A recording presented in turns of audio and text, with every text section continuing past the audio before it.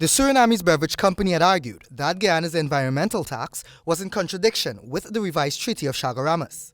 That treaty had stipulated free trade among CARICOM member states.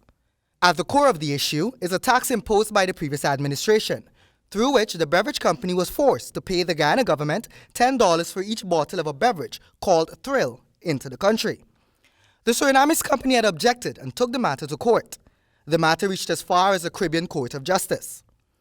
The Caribbean Court of Justice, in its authority, ruled in the favor of the company and ordered their reimbursement by the government.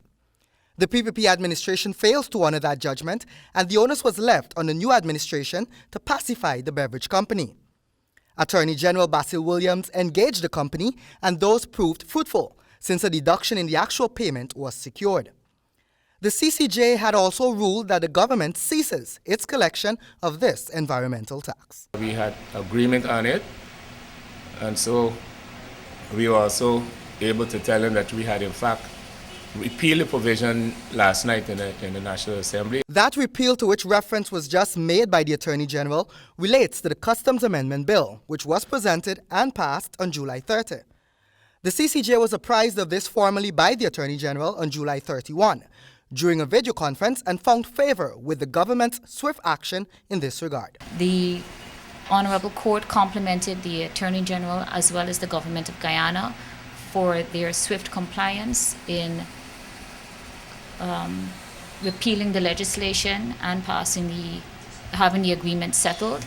The judges indicated that they were very pleased with the fact that this judgment is being settled so swiftly. That was Deputy Solicitor General Pratima Kisoon.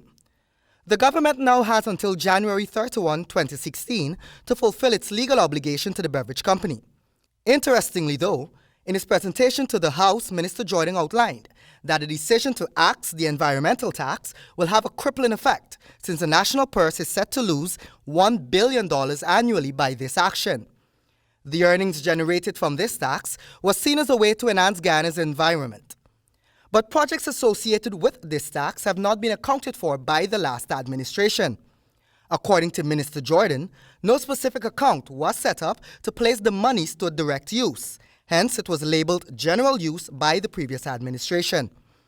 Minister Jordan clarified via telephone on Friday when his comments were invited. It was not an earmarked tax in the sense that it was environment, and therefore they spend on environment. What they did is to put it in the general revenues, and once it goes into general revenues, it will have been spent on general expenditure as opposed to specifically environmental expenditure. For HGP Nightly News, Kingsley Bryan.